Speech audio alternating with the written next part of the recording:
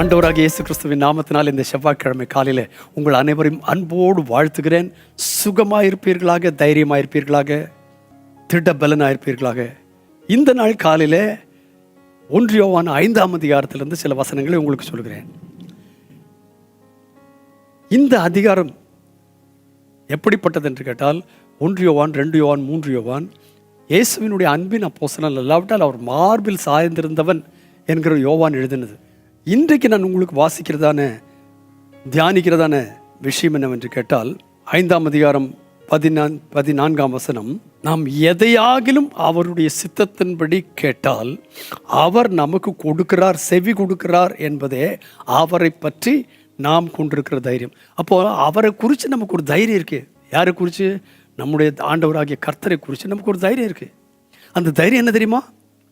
எதையாகிலும் அவருடைய சித்தத்தின்படி கேட்டால் அவர் நமக்கு செவி கொடுக்கிறார். அவருக்கு கொடுக்கப்பட்ட பெயர்களில் ஒன்று ஜெபத்தை கேட்கிறவரே, மாம்சமான யாவரும் உம்மிடத்தில் வருவார்கள். அப்போ அவருக்கு பேரே ஜெபத்தை கேட்கிறவர். இங்கே என்ன சொல்லியிருக்கு? நாம் எதை கேட்டாலும் அவர் நமக்கு செவி கொடுக்கிறார் என்று நாம் அறிந்திருந்தோமானால் அவரிடத்தில் நாம் கேட்டவைகளை பெற்றுக்கொள்வோம் என்றல்ல, பெற்றுக்கொண்டோம் என்றும் அறிந்திருக்கிறோம். Even before we receive it, பெற்றுக்கொண்டோம் என்று அறிந்திருக்கிறோம். அப்படி செய்தால் தேவனாகிய கர்த்தர் அவரிடத்தில் எதை கேட்டோமோ அதை பெற்றுக்கொள்ளும். என்னென்று கேட்டால் அந்த நம்பிக்கை நமக்கு அவரிடத்தில் உண்டு. இன்றைக்கு உங்களுடைய விசுவாசம் என்ன? அவரிடத்தில் எதை கேட்டால்னா இன்னொரு காரியம், அவருடைய சித்தத்தின்படி கேட்க. அதாவது நம்ம ஆண்டவர்கிட்ட பேசும்போது, ஆண்டவர்கிட்ட ஜெபிக்கும்போது கண்டிப்பாக ஒரு வார்த்தை சொல்லிடுங்க. ஆண்டவரே, சில காரியங்களெல்லாம் என்னுடைய இஷ்டம்ப்பா, இப்படி செய்யணும்னு ஆசை, இப்படி செய்யணும்னு ஆசை, இந்த வீட்டை வாங்கணும்னு ஆசை, இந்த தொழில் செய்யணும்னு ஆசை, இன்னும் படிக்கணும்னு ஆசை, இந்த ஊழியத்தை செய்யணும்னு ஆசை, நிறைய ஆசைகள் இருக்கு ஆண்டவரே. எல்லா ஆசைகளும் அவருக்கு தெரியப்படுத்திட்டு ஒரு வார்த்தை சேர்த்துக்கிடுங்க. ஆண்டவரே, இதெல்லாம் ஏன் ஆசை, ஆனால் என் சித்தத்தின்படி இல்லை, உங்கள் சித்தத்தின்படி செய்யுங்கன்னு அவர் சித்தத்துக்கு ஒப்பு கொடுத்துட்டீங்களான்னா வேதம் சொல்லுகிறது, அவருடைய சித்தத்தின்படி கேட்டால் அவர் நமக்கு செவி கொடுக்கிறார் என்பதே அவரை பற்றி நாம் கொண்டிருக்கிற தைரியம். நாம் எதை கேட்டாலும் அவர் நமக்கு செவி கொடுக்கிறார் என்று நாம் அறிந்திருந்தோமானால் அவரிடத்தில் நாம் கேட்டவைகளை பெற்றுக்கொண்டோம் என்றும் அறிந்திருக்கிறோம்.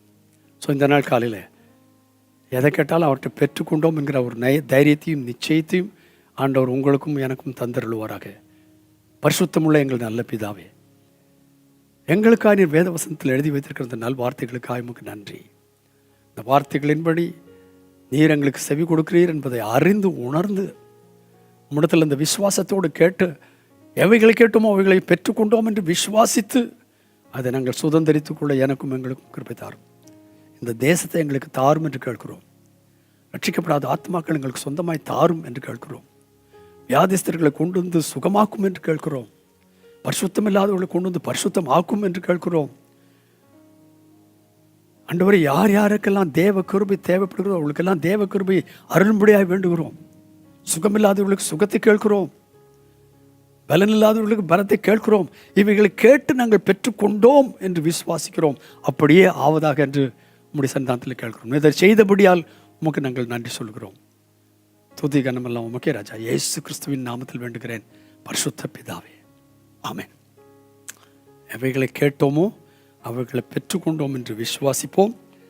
அப்படியே நமக்கு உண்டாகும் என்று அறிந்திருக்க கர்த்தர் நமக்கு உதவி செய்வாராக.